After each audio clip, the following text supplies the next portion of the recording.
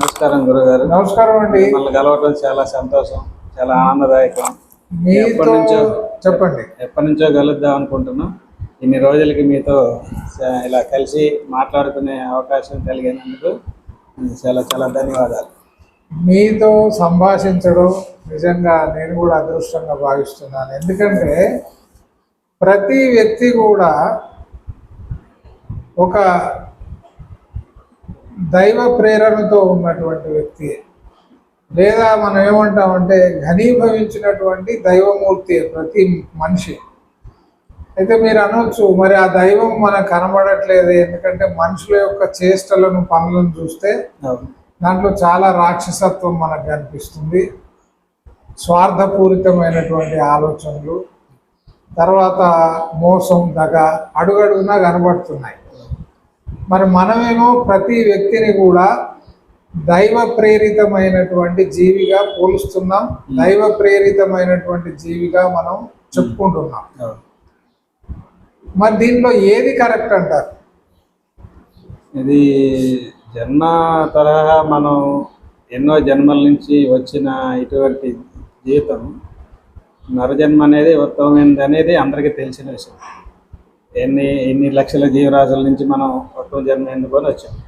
అలాంటి జన్మని మనం నిస్వార్థంగా మనం సార్థకం చేసుకునే విధంగా మనం ఏదైతే గురువుల పట్ల కానీ లేకపోతే దైవం పట్ల కానీ అంకిత భావంతో, సేవాభావంతో ఎవరైతే సేవిస్తూ ఉంటారో వారికి ఆ దైవానుగ్రహంతోనే వచ్చిన వాళ్ళుగా మనం అనుకోవచ్చు. ఎవరంటే నాకేం తోస్తుందంటే మనిషి తన యొక్క నిజస్వరూపాన్ని మర్చిపోయాడు. ఇప్పుడు ఒక యాక్టర్ ఉన్నాడండి, అనేక సినిమాలలో అనేక రకాలైనటువంటి పాత్రలు పోషిస్తుంటాడు, కానీ అతను ఏ పాత్రలోని వ్యక్తిత్వం కాదు. ఆ పాత్ర పోషించేంత వరకే ఆ నవరసాలను పలికించడానికి ఆ విధంగా అతను అభినయిస్తున్నాడు. నిజానికి ఆ వ్యక్తి ఇంట్లో మరో రకంగా మనకు కనబడతాడు. అలాగే ప్రతి వ్యక్తి కూడా తన యొక్క నిజ స్వరూపాన్ని మర్చిపోయి ఈ దేహ భావనతో ఉండడం వల్ల, అంటే దేహమే నేను అని అనుకొని దేహము వల్ల కలిగేటువంటి అనేక కోరికలకు అతను బానిసై బలైపోయి తన జీవితాన్ని వక్ర మార్గంలో, తప్పుడు మార్గంలో నడపడం వల్ల, తప్పుడు మార్గంలో వెళ్ళడం వల్ల దైవానికి, గురు కృపకి రెండింటికి దూరం అయ్యాడని నేను అనుకుంటున్నాను. అంటే దీనికి ఈ దైవానికి, గురు కృపకి కావాల్సినటువంటి ఒక సాధన క్రమం ఉంటుంది ఎప్పుడైనా మనిషికి. ఆ సాధనా క్రమం ఏంటనేది తెలుసుకోవాలి. అది తెలుసుకోకుండా మనం ఎంతసేపు ఈ భౌతికమైన వ్యాపకంతోనే ఉన్నప్పుడు ఇలాంటి మాయలో పడటం అనేది సహజమే. అది అందువల్లే వస్తుంటాయి. ఎందుకంటే ప్రతి ఒక్కరికి ఇవాళ రేపు పరుగుల ప్రయాణం. ఈ పరుగుల ప్రయాణంతోనే ఈ జీవితంలో ఏం చేస్తున్నామా, మనం ఏం చేయొచ్చు, ఏం చేయకూడదు, దైవికంగా ఏం చేయాలి, మనిషి పట్ల మనం ఎలాంటి భావాన్ని మనం వ్యక్తం చేయాలి, తోటి వారి పట్ల, లేకపోతే మన కుటుంబం పట్ల, మన సమాజం పట్ల ఎవరైతే మనం ఆ భావన మర్చిపోతారో అప్పుడే ఇలాంటి దురాలోచనలు, దుర్మార్గమైన పనులు చేయగలుగుతున్నారు. ఎప్పుడైతే వారి యొక్క సాధనా క్రమాన్ని మనం తెలుసుకోగలుగుతాడో, వచ్చిన జన్మరాహిత్యం గురించి కొంతైనా నేను తెలుసుకొని నేను అనుసరించి నేను సమాజానికి పాటుపడాలన్న సదుద్దేశం ఎవరికైతే ఉంటుందో వాళ్ళల్లో ఈ దైవీ లక్షణాలు మనం చూడొచ్చు. బాగా చెప్పారు. ఇప్పుడు మనిషి తను పీడకు గురవుతున్నాడు, ఇతరులను పీడిస్తున్నాడు. తను మోసగించబడుతున్నాడు, ఇతరులను మోసగిస్తున్నాడు. తను అబద్ధాలు చెప్తున్నాడు, ఇతరుల యొక్క అబద్ధాలకు అతను బలైపోతున్నాడు. అంటే ఒక వ్యక్తి నిలకడగా, పరిపూర్ణంగా, అంటే స్వచ్ఛంగా ఉండడం లేదు. విచిత్రమైన విషయం ఏమిటంటే ఈ పదం పరిపూర్ణము అనేటువంటి దాని యొక్క అర్థం ఏమిటంటే స్వచ్ఛమైన అని. అంటే ఎలాంటి కల్తీ లేనటువంటి స్వచ్ఛమైన, శ్రేష్టమైన, మన ఎన్నో రకాలుగా మనం దాన్ని అభివర్ణించవచ్చు. ఆ పదాన్ని దాని యొక్క మనం నిఘంటువులోకి వెళ్ళి చూస్తే దాని యొక్క అర్థమే ఇది ఉంటది. శ్రేష్టమైన, స్వచ్ఛమైన అంటే ఎలాంటి కల్మషాలు లేని, కలుషితము కాని వ్యక్తిత్వము, ఆలోచన, ఆచరణ. దీంట్లో 3 చెప్తున్నాం మనం: వ్యక్తిత్వము, ఆచరణ, అలాగే అతను చేసేటువంటి మన పనులు. ఇప్పుడు తేడా ఎక్కడ వచ్చిందంటారు? ఫస్ట్ వ్యక్తిత్వంలో నుంచే వచ్చిందని అనుకుంటారు. అంటే వ్యక్తిత్వం నుంచే మార్పు రావాలి. వ్యక్తిత్వంతోనే కదా మనం ఈ పనులు అనేది చేసేది. వ్యక్తిత్వం మారకుండా, ఆ మానసిక స్థితిని మార్చుకోకుండా మనం ఏ పని మనం చేసినా కూడా అది మనకి అందరికీ నచ్చదు. నా వ్యక్తిత్వానికి అంటే అందరికి మెచ్చే విషయంగా మనం చెప్పాలంటే, అందరికీ చేసే విధానం ఒక సాధనాక్రమంగా ఒక మార్చుకోవటం మనం సులభమైన పద్ధతిలో నిద్రలేసిన కాడి నుంచి మనం ఏం చేస్తున్నాము, ఏం చేయకూడదు అనేది ఒక క్రమబద్ధీకరణ అనేటువంటి ప్రణాళికని మనం తయారు చేసుకోవాలి ప్రతి ఒక్కరి జీవితంలో. అలా చేసి ఇక్కడ ఒక చిన్న నాకు అనుమానం ఏమొస్తుందంటే, అందరికి నచ్చేటట్టుగా మనిషి బ్రతకగలడా? బ్రతకలేడు. అంటే బ్రతకగలడంటే ఆ వ్యక్తిలో కూడా అవతల లక్షణాలు రావాలి, వాళ్ళకు ఉండాలి. దీన్ని ఈ విధంగా మనం చెప్పుకుంటే బాగుంటుందేమో. ప్రతి వ్యక్తి కూడా ధర్మాచరణ కలిగి ఉండాలి. ధర్మాన్ని అనుసరిస్తూ జీవితం కొనసాగించినప్పుడు అతడి వల్ల ఇతరులకు ఎలాంటి అపకారం జరగదు, అతను తనకు కూడా ఎలాంటి అపకారం చేసుకోడు. ఇది మీరు 100% కరెక్ట్, బాగా చెప్పారు. ఇదే మనం ఆ సాధనాక్రమంగా తెలుసుకోవాల్సినటువంటి విషయాలే ఇవి. ఏది ధర్మాచరణ కార్యక్రమాలు చేయటానికే, అలాంటి పనులు చేయటానికే మీరు చెప్పినటువంటి అవన్నీ వస్తాయి అన్నమాట. ఎప్పుడైతే మనిషి సాధనా క్రమం ఉంటుంది, ఒక గురువుల పట్ల లేదా ఒక గురువు గారి దగ్గర మనకు తెలియదు ఎవరైనా. అంటే ప్రతి వ్యక్తి ఒక గురువుని స్వీకరించి అతడి మార్గదర్శకత్వంలో అతడి అడుగుజాడల్లో నడిస్తే తప్ప మనిషికి తన యొక్క స్వభావాన్ని సవరించుకునేటువంటి వీలు లేదంటారా? వీలు లేదని మాత్రం నేను 100%గా చెప్పగలను. ఎందుకంటే నేను చేస్తున్నదే కరెక్ట్ అన్న ద్వారంలో వెళ్ళిపోతుండొచ్చు. మనిషి యొక్క తత్వమే అది. నేను ఇది చేస్తున్నా లేదు, నేను చెప్పింది వినాలి, అదొక ఆయన చెప్పిన లేకపోతే ఆయన చేసే పనుల వల్ల కొంతమందికి కలిసి వస్తుంది. కలిసి వచ్చినప్పుడు ఏమవుతుందంటే, ఇది నేను చేశాను అనే ఒక గర్వంతో ఉండగలుగుతారు. అలాంటప్పుడు ఏంటంటే ఆ విశిక్షణ ఉండదు. అక్కడ ఉండేది ఏంటంటే అహంకారము, గర్వము, లేకపోతే నేను చేస్తున్నా అన్న ఒక భావన అయితే ఏర్పడుతుంది. అంటే సాగినంత కాలం నేను చేస్తున్నానని అనుకుంటాడు. ఎప్పుడైతే పరిస్థితులు అనుకూలించవో అప్పుడు వెతుకుతుంటాడు, ఎక్కడ లోపం జరిగిందా. అది ఎతకదు. అది కూడా ఎత్తుకోకుండానే అభాండం వేస్తారు. ఎవరి మీద? డైరెక్ట్ దైవం మీద అభాండం వేస్తారు. ఇదంతా దైవ కృప నాకు లేదు, నాకు ఇట్లా అయింది, నా కర్మ, లేకపోతే నాకు ఇది అని అప్పుడు రియలైజ్ అవుతాడు. రియలైజ్ అవ్వడు, అక్కడ బ్లేమ్ చేస్తున్నాడు. అక్కడ రియలైజ్ అవ్వలేదు. అక్కడ రియలైజ్ అయితే ఏమవుతుంది అంటే, మార్పు తెచ్చుకొని ఇది నేను చేయొచ్చా చేయకూడదా అనే ఒక దాంట్లో మళ్ళా ముందరికి పోవచ్చు. కానీ రియలైజ్ అయినట్టు కాదు. అక్కడ ఒకరి మీద నిందేయటం, ఈ నింద అనేది అలవాటైపోయి ప్రతి కుటుంబంలోనూ, ఈ కుటుంబంలో కూడా అదే అలవాటైపోయింది. పెద్దవాళ్ళు వాళ్ళ ద్వారాగా నన్ను పెద్దలను గౌరవించి వాళ్ళు చెప్పిన పనులు మనం ఏదన్నా చేసినా చేయకపోయినా, లేకపోతే చేస్తే ఒక రకం, చేయకపోతే ఇంకొక రకం, అలాంటి ఫలితాలు వచ్చినప్పుడు ఇక్కడ చాలా అద్భుతమైన విషయం చెప్పారు మీరు. ఏంటంటే తన తప్పులను తెలుసుకోకుండా మనిషి ఇతరులు తన పట్ల సానుకూలంగా ప్రవర్తించలేదు కాబట్టి తను అపజయం చెందానని, తనకు ఆశించిన ఫలితాలు రావడం లేదని, తన సుఖానికి ఇతరులు సహకరించడం లేదు కాబట్టి తను బాధపడుతున్నానని అనుకుంటాడే తప్ప, అనుకుంటూ ఎదుటి వాళ్ళ నుంచి జాలి, దయ కోరుకుంటాడు అనమాట ఒక పక్క. అద్భుతం. అలా కోరుకోవటం కూడా అదొక వీక్నెస్, మనిషికున్న వీక్నెస్. అది ఉండకూడదు. ఇవన్నీ పోవాలంటే మెయిన్ మనం ఒక సాధనా క్రమం అనేది ఎందుకు చెప్తున్నానంటే, మొదటి నుంచి ఒక ప్రణాళిక. ఉదయాన్నే నిద్రలేస్తాం, మనకి ఏదన్నా దైవపరంగా భగవద్గీత శ్లోకాలు ఉన్నాయి, దైవ చింతన లేదా నామ సంకీర్తన, ఒక జపము, మంత్ర జపము, ధ్యానం, ఇలాంటివన్నీ ఉన్నాయి. పతంజలి యోగ సూత్రాలు తీసుకోండి, తపస్సు, స్వాధ్యాయం, ఇవన్నీ ఉంటాయి. ఇవన్నీ మనం ఒక క్రమ పద్ధతిగా చేసుకుంటూ వస్తే మనసుని సమన్వయం చేసుకోవాలి. ఇప్పుడు మన అన్ని ఎలాంటి పరిస్థితులు వచ్చినా మనం అట్లా మన భగవద్గీతలో చెప్తారు కదా.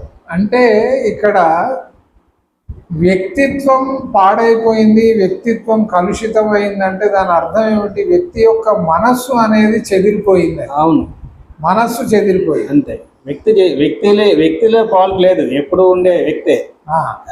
పురాతన కాలం నుంచి కూడా ఇదే వ్యక్తి, ఇదే జన్మ, ఇదే శరీరం, మనిషికి వచ్చే ఇవే లక్షణాలు.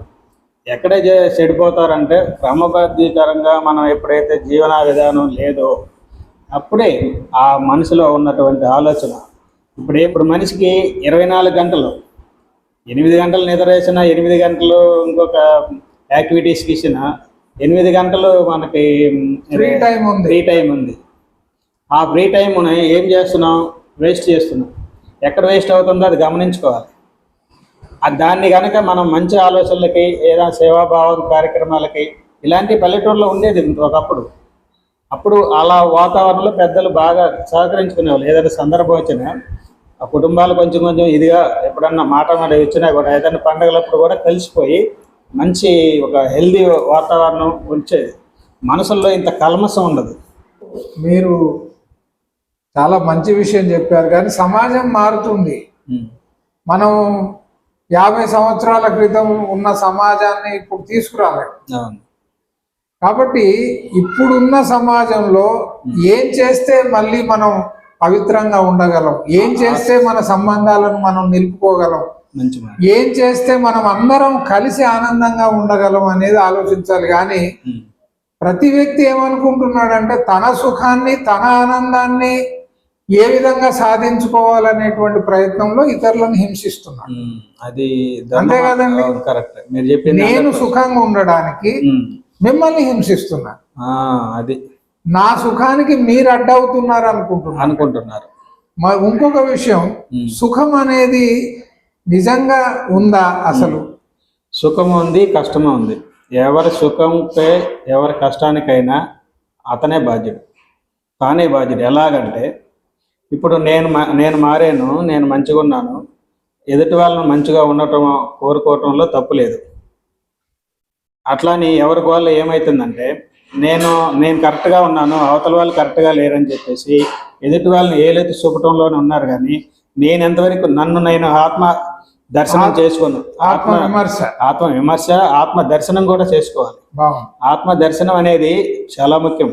ఆత్మ విమర్శతో పాటు ఆత్మ దర్శనం చేసుకున్న రోజునే ఎదుటి వారి యొక్క ఆత్మలో ప్రతి ఒక్కరిలో దైవాన్ని మనం చూడగలుగుతాం. ఆ మంచి యొక్క లక్షణాలని మనం అతను మర్చిపోయినా మనం గుర్తు చేసి అన్నైనా నువ్వు అలా కాదు నాయనా, నువ్వు ఇలా అని మనం అతనికి చెప్పి మనం మార్చుకునే విధానంగా చేసుకోవచ్చు. అంటే ఇతరులలో మనం చెడుని చూసే ముందు నాలో ఏమైనా లోపాలు ఉన్నాయా అని మనం ఆత్మవిమర్శ. నేను ఉదయం నుంచి సాయంత్రం వరకు చేసేటువంటి పనుల వల్ల ఎంత అపకారం జరిగింది, ఎంత మేలు జరిగింది, ఇది బేరీజ్ వేసుకున్నప్పుడు మనిషి మొదటగా మారాల్సింది తను అంటున్నారు. మనిషిగా మొట్టమొదట నేను మారాలి. నేను మారితే అప్పుడు మనం కుటుంబంలో ప్రతి ఒక్కరిని మార్చుకోగలుగుతా. నా కుటుంబానికి నేను మార్చుకోగలుగుతా, ఏది చెప్పగలుగుతా. కనీసం నేను మారాను అంటే నన్ను చూసి వాళ్ళు నేర్చుకుంటారు కూడా. అది మనం ఆచరణ చేస్తే ఇప్పుడు ఎట్లా ఉంటుందంటే సమాజం, నేను మారుతున్నానని చెప్పేసి నేను మారట్లేదు, నేను మారకపోగా వాళ్ళకి చెప్తున్నాను కానీ నేను ఆచరించట్లేదు. నేనైతే ఆచరిస్తానో అది వాళ్ళు గమనిస్తారు. పిల్లలను చూసి, పెద్దవాళ్ళని చూసే కదా పిల్లలు అలాంటి తయారయ్యేది. మా నాన్నగారు ఇట్లా అట్లానే అని ఉంటారు కదా, చాలా గొప్పవాడు. నిజానికి ఒకటండి, నాకైతే అనుమానమే మీరు చెప్పిన మాట పట్ల. అది అది సత్య దూరమేమో అనుకుంటున్నా, దాంట్లో సత్యం లేదనుకుంటున్నా. అంటే ఎందుకంటే సత్యం అనేది కొంచెం దూరం అయినా మీరు అన్నట్టు ఒక కుటుంబంలో ఒక వ్యక్తి మంచిగా నడుచుకునేటువంటి వ్యక్తిని చూసి ఆ కుటుంబంలోని మిగతా సభ్యులందరూ కూడా ప్రభావితులు అవుతారని మీరు అంటున్నారు. అలా అవడం లేదేమో అని నేను అనుకుంటున్నాను. అవటం లేదనే మాట 99% కరెక్టే. అవే ఛాన్స్ 1% ఉన్నా కూడా అది సత్యం. మీరు అన్నారు కదా సత్య దూరమైన మాటని. సత్యం ఎప్పుడు దూరంగా ఉన్నా కూడా సత్యం సత్యమే. అవును. ఆ సత్యాన్ని మనం వదలకుండా మనం ఏదైతే మనం పాటిస్తున్నామో ఆచరిస్తున్నామో ఇప్పుడు వాళ్ళకి అర్థం కాకపోయినా నిదానంగా వాళ్ళకే అర్థమవుతుంది. ఓ కానీ సమాజంలో చూస్తూ ఇటు మనల్ని చూస్తూ మనం ఏదైతే మంచి కార్యక్రమాలు సేవా కార్యక్రమాలు లేకపోతే మనం ఏదైతే మన భావాలు మంచిగా ఉన్నాయో అందరి పట్ల ప్రేమతత్వంతో ఉంటున్నామో అలాంటి ప్రేమతత్వం వాళ్ళల్లో కూడా కలిగినప్పుడు అప్పుడు అనిపిస్తుంది. ఇప్పుడు ప్రమాదం ఉంది ఇక్కడ. మీరు మళ్ళీ నేను మీతో ఏకీభవించడం లేదు ఈ విషయం. ఓకే. క్రమక్రమంగా మార్పు వచ్చే వరకు జరగాల్సినటువంటి నష్టం అంతా జరిగి తీరుతుంది. జరుగుతుంది. ఇప్పుడు క్రమక్రమంగా అంటే దానికి ఒక నిర్దిష్టమైనటువంటి సమయం లేదు. మనిషి ఎంత త్వరగా సజ్జనుడైతే అంత మేలు. అవును. మనిషి ఉత్తముడు కావాలి. అవును. మనిషి ఉత్తముడు కావడానికి సమయం పడుతుంది అంటే ఎంత సమయం ఎవరికి తెలుసు? అది ఎంత సంవత్సరమా, 10 సంవత్సరాల, 50 సంవత్సరాల? దానికి ఒకసారి మీరు ఇంతకుముందు ఇప్పుడు మీరు చెప్పిందే నాకు బాగా గుర్తు. ఇది చెడు అని మీకు అనిపించింది. ఈ చెడుని ఇక కంటిన్యూ చేయడం ఎందుకు? ఇది చెడుని ఇప్పుడు తెలిసిందిగా ఈ క్షణం నుంచి మార్పు.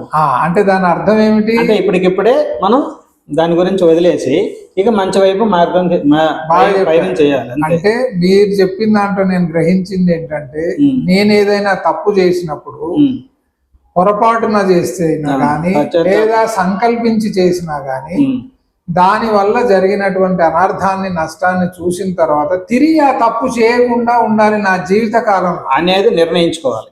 మనిషి నిర్ణయించుకోవాలి, పాటించాలి, ఆచరించాలి కూడా. అలా జరిగినప్పుడే మనం ఇంకో తప్పు చేయగం.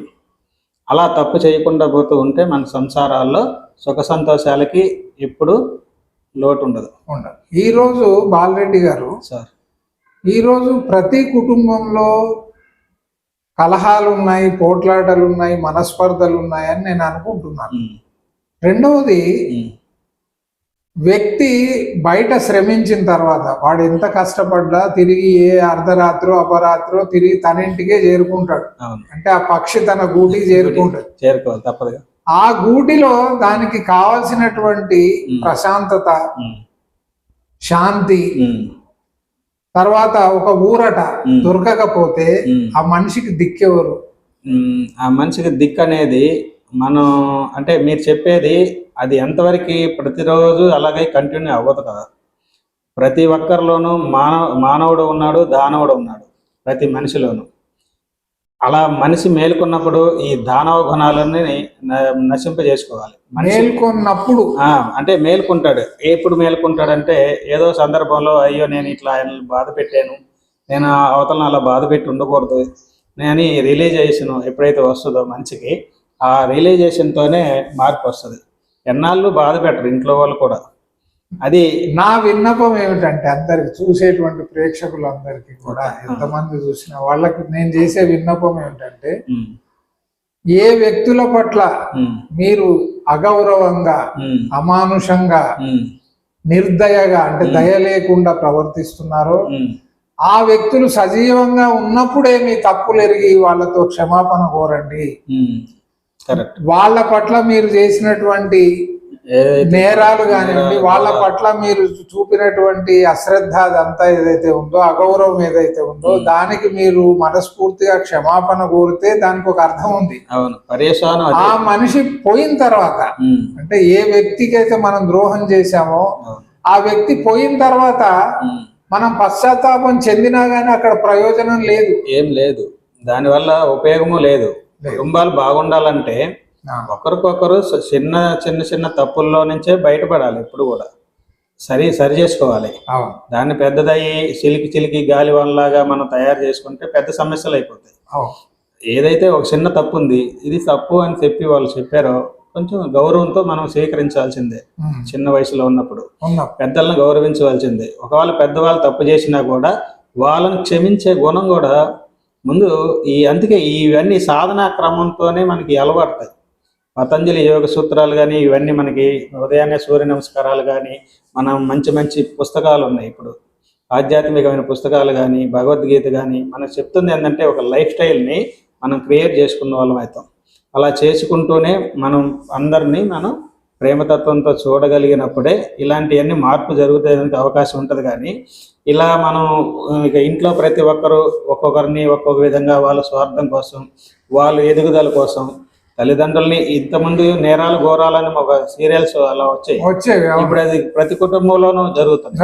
ఇంతకుముందు ఎక్కడో కుటుంబంలో జరిగితే మనం ఇంతగా చూసేవాళ్ళం, కానీ ఇప్పుడు సహజంగా జరుగుతుంది, సహజం అనిపిస్తుంది. అంటే ఈ రోజు సమాజంలో సమాజానికి గుండె పట్టు ఏది, గుండె లాంటిది కుటుంబం. అది కొన్ని కుటుంబాలు కలిస్తే ఒక సమాజం ఏర్పడుతుంది. కుటుంబం లేదు, ఈ రోజు కుటుంబంలో హింసా ప్రవృత్తి అనేటువంటిది పెరిగిందని మీరు అంటున్నారు. నేను అంగీకరిస్తున్నాను తప్పకుండా. అది అందులో మీరు చెప్పిన దాంట్లో 100% ఇది నేరాలు ఘోరాలు అనే టైపులో మనం అది ఆప్షన్ పెట్టినా కూడా దాంట్లో తప్పులేదు. ఎందుకంటే అంత ఘోరంగా ఉన్నారు మానసిక స్థితి. ఈ కలియుగ ప్రభావమా మరి లేకపోతే ఎలాంటి వాతావరణంలో పెరిగిన చుట్టూ వాతావరణం పెరుగుతున్నటువంటి కాలేజీ చదువుల లేకపోతే వాళ్ళు తిరిగే తిరుగుల్లా, ఇప్పుడు మనకేంటంటే అలాంటి వాతావరణంలో ఉన్నటువంటి పిల్లలకి మనం ఏం చెప్పినా కూడా వాళ్ళకి వినే పరిస్థితిలో బుర్రకి ఎక్కట్లేదు. మనము పెద్దవాళ్ళుగా ఆవేదన చెందుతున్నాం. అవునండి, ఆవేదన చెందుతూ బాధపడుతూ మనం అంటూ ఏదన్నా ఏం చేయాలి అన్న ఒక ఆలోచన, పెద్దవాళ్ళు దిక్కుదోచని పరిస్థితిలో ఉన్నారు.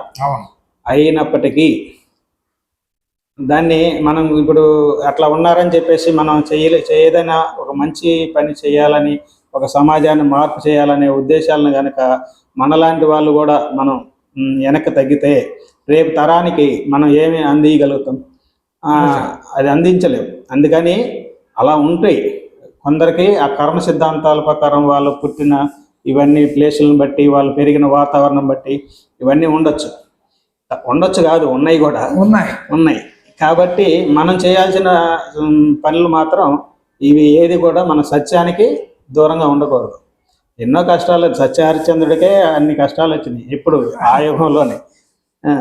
ఆయన సత్యాన్ని ఆచరించడానికి ఎన్ని కష్టాలు, నానా అగసాటాలు పడ్డాయి. ఆఖరికి భార్య పిల్లలు నమ్ముకోవటం, అప్పులు పాలవటం, అదే జరుగుతున్నాయి. కాకపోతే ఏంటంటే సత్యం కోసం నిలబడ్డప్పుడు ఆ భగవంతుడు మనకి అండదండగా ఉంటాడు. గురువుల యొక్క ఆ చేతన వ్యవస్థ, ఆ గురు పరంపరలో ఉన్నటువంటి చేతన వ్యవస్థ ఏదైతే ఉందో, ఎవరినైతే ఒక గురువుగా మనం ఎంచుకొని వాళ్ళ బాటలో ఉంటామో వారు మనకి అండగా రక్షణగా ఉంటారు. కానీ యువత నేను గమనించింది ఏంటంటే, ఒకటి మీరు చెప్పిన దాంట్లో ప్రధానమైనటువంటి అంశం ఏమిటంటే, మొట్టమొదటగా సద్గ్రంథాలను అంటే మంచి గ్రంథాలను చదివేటువంటి అలవాటు బాల్యం నుంచే జరగాలి, అలవర్చుకోవాలి. అది జరగట్లేదు. కేవలం పాఠ్యాంశాలు, కళాశాలలో విద్యార్థులు కానీ, స్కూల్ విద్యార్థులు కానీ వాళ్లకు ఉన్నటువంటి పాఠ్య పుస్తకాలు మాత్రమే చదువుతున్నారు తప్ప మంచి గ్రంథాలు, ఉత్తమ గ్రంథాలు అంటే మనిషి యొక్క నడవడిని మార్చగలిగేటువంటి, మనిషిలో నైతిక ప్రవర్తనను పెంచేటువంటి, మనిషిలో సద్గుణ సంపన్నుని చేసేటువంటి, మనిషిలో సద్గుణాలను కలిగించేటువంటి పుస్తకాలను చదవడం లేదు. అందరూ ఆచరించతగ్గవి, ఆచరించాల్సినవే ధర్మం. అది ధర్మం. దానికి కుల మత ప్రాంతంతో సంబంధం లేదు. ఇప్పుడు మనకి ధర్మం అంటే ఏంది? ఇప్పుడు సూర్యుడు ఉన్నాడు, ఇది కుల మతాలను చూడు, కుల మతాలు చూడకుండానే వెలుగునిస్తాడు. ఆయన యొక్క సూర్యశక్తి కిరణాలతోనే మనకి ఇన్ని పంటలు పండటం కానీ, ఈ వాతావరణంలో ఇలాంటి ఏదైతే జరగాలో ఋతువుల ప్రకారం అవి జరుగుతూ ఉంటాయి. అట్లాగే గాలి, ఆకాశం, పంచభూతాలకే వాళ్ళకి ఎలాంటి కుల మతాలు ఇలాంటి ఏమి ఉండకుండానే అందరినీ సమదృష్టితో మనకి అందుతున్నప్పుడు మనకి ఈ కుల మతాల వల్ల ఏం లేదనమాట. ఈ కుల మతాల వల్లే సగం జాడ్యం. ఇదేంటంటే రాజకీయ నాయకులు కానీ, లేకపోతే అక్కడ కుల పెద్దలు కానీ, వీళ్ళంతా గ్రామాల్లో కూడా అలాంటి వృక్షాలను నాటి ఇవన్నీ చేశారు. అయితే ఇప్పుడు అంతా యూత్ కొత్తగా మళ్ళీ మొదలవుతుంది. నాకు తెలిసి సత్యయుగం మళ్ళీ రాబోతుందని అర్థం. రాబోతుంది. ఎందుకంటే ఇప్పుడు యూత్ చాలా మంది కూడా చాలా ఆకర్షణ వాళ్ళు కొన్ని యూట్యూబ్లో మనకు కొన్ని చూసి మనం అలాంటివి మనం నిర్ణయిస్తున్నాం, ఏది సమాజం ఇట్లా ఉందని. కానీ చాలా మంది యూత్ కూడా ఇప్పుడు ఇంట్రెస్ట్ చూపిస్తున్నారు.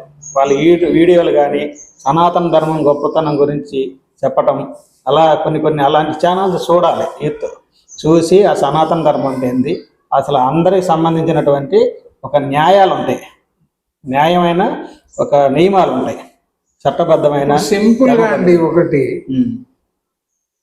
నాకు ఏ ధర్మం తెలియదండి అనుకుందాం, నేను ఏ మత గ్రంథాలు చదువుకోలేదని అనుకుందాం. అయినప్పటికీ మనిషి సులువుగా తనను సంస్కరించుకోవడానికి, తనలో ఒక ఉత్తమ లక్షణాలను, సద్బుద్ధిని అభివృద్ధి చేసుకోవడానికి నా దగ్గర ఒక చిన్న కిటుకు ఉందండి. అది మీతో నేను షేర్ చేసుకుంటాను. ఏంటంటే, ఏదైతే ఇతరుల నుంచి నేను ఆశిస్తున్నానో అది నేను ఇతరులకు చేయాలి. అది ఏదైతే ఇతరులు నాకు చేయకూడదని నేను అనుకుంటానో అది నేను ఇతరుల పట్ల చేయకూడదు. సింపుల్, అంతే. అదే ఇప్పుడు మనకి అంతే కదా. నేను ఏ చదవలే, గ్రంథాంతో పని లేదు, మతంతో పని లేదు, ఆలోచనలతో పని లేదు, గురువుతో పని లేదు, దేంతో పని లేదు. అసలు సనాతన ధర్మం మూలమే అది కదా, పరస్పర సహకారమే కదా.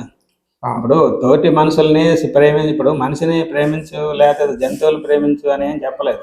ప్రతి జీవిని ప్రతి జీవిలో ఉన్నటువంటి ఆ యొక్క పరమాత్మని తెలుసుకొని గౌరవించి ప్రేమించటం అంటే దాన్ని మనం కౌగిలించుకోవటం, దాన్ని ముద్దాడటం లేకపోతే ఇట్లా కాదు కదా. దాన్ని మనలో ఉండాలి, ఆ భావన ఉండాలి. అంటే ఆ ప్రాణికి హాని చేయకుండా ఉండాలి, మానసికంగా కూడా ఆ ప్రాణిని హింసించకుండా అలా కదా. అంతే, దాన్నే ఇప్పుడు అరిషడ్ వర్గాలు మనం జయించడం అంటే అదే, మనలో ఉన్న అరిషడ్ వర్గాలు జయించడం అంటే ఇప్పుడు అన్ని మనం. అందుకే సాధనా క్రమంగా పుస్తకాల ద్వారా మనం చదువుకుంటూ ఒక సాధన పరంగా యోగ మార్గాన్ని యోగాసనాలతో కానీ లేకపోతే ప్రాణాయామాలతో కానీ ఎంతో మనకి అందించిన ఋషులు కానీ, ఇంకొకటి మన ఆధ్యాత్మిక జీవితము, ఆయుర్వేద జీవనం, ప్రకృతి సంబంధించిన ఇచ్చినటువంటి ఆయుర్వేదం కానీ, ఇవన్నీ కూడా మనకు ఒక ప్రేమతత్వాన్నే నింపుతాయి. ప్రతి జీవిలో ప్రేమతత్వాన్ని ఇంతకుముందు మనం చూసేవాళ్ళం. అందరిలో ప్రేమతత్వాన్ని, అయ్యో అతనికి కష్టం వచ్చింది అని హెల్ప్గా ఉండి అంతలో తీసుకెళ్ళటం అలా చూసేవాళ్ళం. ఇప్పుడు అది లేదు, ఎవరిది వాళ్ళే. అంటే నేను అభివృద్ధి చెందాలి ఇందాక అనుకున్నాం కదా మనం. చూడండి, మళ్ళీ ఒక ముఖ్యమైన అంశాన్ని నేను ప్రస్తావించదలిసాను. ఏంటంటే, కేవలం నేను శరీరమేనా, లేదా ఈ శరీరం కాకుండా నాలో అంతర్భూతంగా అంతర్లీనంగా నా లోపల ఏదైనా చైతన్య శక్తి ఉందా, లేదా ప్రాణశక్తి అంటున్నాం, ఆ ప్రాణశక్తి యొక్క కేంద్రం ఏమిటి, ఆ చైతన్యం నాకు ఎక్కడి నుంచి వచ్చింది. ప్రతిది కూడా కారణము ఫలితము. మనం ఏదైతే ఫలితాన్ని చూస్తున్నామో దానికి ఒక కారణం ఉంటుంది, ఆ కారణాన్ని వెనుక ఇంకో కారణం ఉంటుంది. ఇలా మనం వెతుకుతూ పోతే ఒక ప్రాథమిక కారణం వస్తుంది. అంటే మొదటి అన్ని ఫలితాలకు కేంద్ర బిందువు అయినటువంటి ఒక కారణం మనకు కనిపిస్తుంది. అంటే అక్కడి నుంచి మనకు అన్ని పుట్టినట్టుగా తెలుస్తుంది. ఇది ఎలాంటిదంటే, బల్బులో ఉన్నటువంటి ఎలక్ట్రిసిటీని మనం చూస్తున్నాం, కూలర్లో ఉన్నటువంటి ఎలక్ట్రిసిటీ, ఏసీలో ఉన్నటువంటి ఎలక్ట్రిసిటీని చూస్తున్నాం. కానీ ఈ ఎలక్ట్రిసిటీని అంతా ఉత్పత్తి చేసేటువంటి విద్యుత్ ఉత్పత్తి కేంద్రాన్ని మనం చూసినప్పుడు, ఓహో దానికి మూలం ఇది లేకపోతే అది లేదు. అంటే విద్యుత్ ఉత్పత్తి కేంద్రం లేకపోతే ఆ బల్బు లేదు, ఏసీ లేదు, ఫ్యాన్ లేదు, ఏది లేదు. అలాగే జీవులు అనేక రూపాలలో మనకు కనబడుతున్నాయి, అనేక ప్రాణుల రూపంలో కనబడుతున్నాయి. మనుషుల విషయానికి వచ్చేసరికి స్త్రీ పురుషులుగా కనబడుతున్నారు. కానీ వీటిలో ఉన్నటువంటి మూలాధారమైన చైతన్య శక్తి మాత్రం ఒకటే. ఆ ప్రాణశక్తి ఒకటే అని నేను ఎప్పుడైతే గ్రహిస్తానో, నేను గౌరవించడం కూడా నేర్చుకుంటానేమో. చాలా గొప్పగా చెప్పారు సార్. ఇది మంచి ఉదాహరణ. ఇప్పుడు మీరు చెప్పింది చాలా లోతైన విషయం. మీరు ఎప్పుడైతే ఈ విద్యుత్ అనేది, ఇప్పుడు నేను ట్యూబ్ లైట్ అనుకుందాం, ఇంకొక బల్బు కుక్కగానో లేకపోతే ఇంకొక బల్బు లేకపోతే ఇంకొక ఫ్యాను అది ఇంకోటి ఏదో అనుకో, జంతువు జంతువు లేకపోతే వృక్షమో ఏదో ఒకటి. అలా ప్రతి దాంట్లో ఉన్నటువంటిది జీవ చైతన్యం. అది మీరు అంతర్భాగంగా ప్రతి ఒక్కరిలో ఉంది.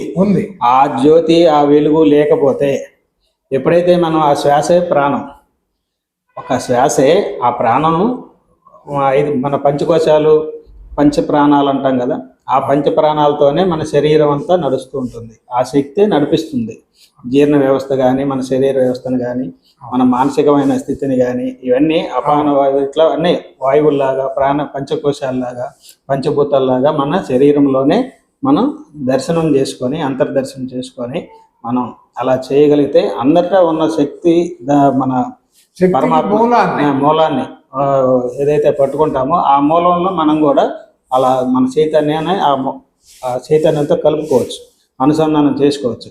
దాన్నే యోగ మార్గంగా, ప్రాణాయామం ద్వారా మనం చేసుకోవచ్చు. అనేక మార్గాలు ఉన్నాయి. ధ్యాన మార్గం, పతంజలి యోగ మార్గమే కాకుండా భక్తి మార్గం ద్వారా, జ్ఞాన మార్గం, సేవా మార్గంలో కానీ, సేవా పథంలో వస్తారా? వీటన్నిటికి కూడా మూలం ఏంటంటే ప్రేమతత్వం. మనిషికి ఏదైనా ఒక వస్తువు మీద కానీ ప్రేమ ఉండాలి, లేకపోతే మనిషి ప్రేమ ఉండాలి, కుటుంబపరమైన ప్రేమ ఉండాలి, సమాజపరమైన ప్రేమ ఉండాలి. అలాగే దేశవ్యాప్తంగా ఉన్నటువంటి అందరి మీద, మన దేశం మీద కూడా ప్రేమ ఉండాలి. దేశమే కాదు, యావత్ ప్రపంచం మీద ప్రేమ ఉండాలి. అందుకంటే అందుకే విశ్వ ఏకీకరణము అంటాం. ఈ విశ్వ ఏకీకరణంలోనే మనందరం ఉన్నాం కాబట్టి, మనందరి యోగక్షేమాలని ఆ పరమాత్మ మనం చూస్తున్నాడు కాబట్టి, ఆ వెలుగులోనే, ఆ ప్రయాణంలోనే ప్రతి ఒక్కరూ జీవించినప్పుడు ఎలాంటి ఒప్పులు చేయకుండా ఒప్పులతోనే విమర్శన, విశ్లేషణ, దాన్ని ఏమంటారు, ఎరుకుతో జీవించగలిగినప్పుడు మనం ప్రతి ఒక్కరి జీవితము ఆనందమయంగా ఉంచుకోగలుగుతారు. బాగా చెప్పిన. కాబట్టి అలాంటి మూలాధారమైనటువంటి చైతన్య శక్తిని అందరూ తెలుసుకోవాలని, ప్రేమ స్వరూపులై జీవిస్తారని ఆశిస్తూ మనం ప్రతి ఒక్కరిని గురువులను ఆశ్రయించాలి. దైవ చింతనతోనే ఉన్నప్పుడే ఈ ప్రేమతత్వం అనేది వాళ్ళకి అబ్బుతుంది. దాన్ని మాత్రం మరవకుండా అది కానీ చేసుకుంటే మనం సరైన మార్గదర్శనంలో వెళ్ళిపోతాం. ఆ గురువులు అదంతా మనల్ని ఆ విధంగా తీసుకెళ్తారు. గురువును కూడా చాలా జాగ్రత్తగా ఎన్నుకోవాలి. ఎందుకంటే మన తల్లి అందరూ సద్గురువులు కాలేదు. ముందు తల్లిదండ్రుల్ని సేవించుకోవాలి. ఆ సేవలోనే ఉంటది, ఆ సేవతోనే వస్తుంది మనకి ప్రేమతత్వం. ఎప్పుడైతే తల్లిదండ్రులని ఇంట్లో మనం ప్రేమగా చూసుకుంటామో, అది భగవంతుడు మెచ్చుతాడు. అప్పుడు ఆ రూట్స్ మనకి దొరుకుతాయి. మనం సద్భావన, మన దాన్ని ఏమంటారు, సత్మార్గంలోకి మనం వెళ్ళే ఆ పైనలో మనకు ఆ మార్గదర్శకం అనేది ఆ వెలుగు రూపంలో మనకు చూపిస్తారు భగవంతుడు. మనం ఏదైతే మంచి పనుల ద్వారానే మనలో ఉన్నటువంటి బ్లాక్స్ అన్ని క్లియర్ అయిపోతాయి. ఎనర్జీ బ్లాక్ అయిపోతారు చాలా మంది. చెడు అనేది మొట్టమొదట చేయాల్సిందండి. మనం ఎంతసేపు మాట్లాడుకున్న యొక్క సారాంశం ఏమిటంటే, మనలో ఉన్న చెడుని మనం సమూలంగా నిర్మూలన చేసుకోవాలి. ఫస్ట్ అది ముఖ్యం. రెండవది, అది ఎంత శీఘ్రంగా త్వరగా జరిగితే అంత మేలు. అంతేగాని సాధనా క్రమంలో క్రమక్రమంగా జరుగుతుంది అని అనుకోవడం, మనల్ని మనం ఏమార్చుకోవడమే, భ్రమింపజేసుకోవడం, దూరం అయినట్టే. ఎందుకంటే ఈ మధ్య కాలంలో ఎంత అనర్థం జరుగుతుంది అనేది ఎవరు చెప్పలేరు. అంతే. ఇప్పుడు నిజంగా చేయాల్సినటువంటి ప్రయత్నం, ప్రతి వ్యక్తులు తమలో ఉన్నటువంటి చెడును వీలైనంత త్వరగా, శీఘ్రమే దాన్ని తొలగించుకుంటే ఆయా కుటుంబాలు, ఆ వ్యక్తుల యొక్క స్నేహాన్ని కానీ, ఆ వ్యక్తుల ద్వారా సంబంధం ఉన్నటువంటి ప్రతి ఒక్క వ్యక్తి కూడా చాలా సుసంపన్నంగా, సంతోషంగా, ఆనందంగా, శాంతిగా ఉండడానికి వీలు కలుగుతుంది. ఇప్పుడు మీరు శీఘ్రం అనగానే నాకు ఒక ఆలోచన. ప్రతి ఒక్కరు శీఘ్ర దర్శనాలు కావాలంటారు. మనం గుడికి వెళ్ళి అక్కడే శీఘ్ర దర్శనం, అతి శీఘ్ర దర్శనం, ఇంకా దానికి రేట్ ఉంటుంది అన్నమాట. అంటే ఎంత తొందరగా వెళ్ళాలని మనకి ఎప్పుడైతే నీకు అంత కోరిక ఉందో అది తప్పులేదు. శీఘ్ర దర్శనం కావాలని కోరుకోవటంలో తప్పులేదు. అలాంటి తపన ఉండాలి. అలాంటి తపన మన జీవితంలో కూడా ఉండాలి. అలా జీవితంలో మనం ఉన్నప్పుడే అలాంటి శీఘ్ర దర్శనాలు ఇక్కడ జరుగుతాయి. అక్కడ చూసే దర్శనాలే మనలో జరుగుతాయి. అది ఇక్కడ ఆపేద్దాం, మళ్ళీ మరోసారి మాట్లాడుకుందాం. నమస్కారం.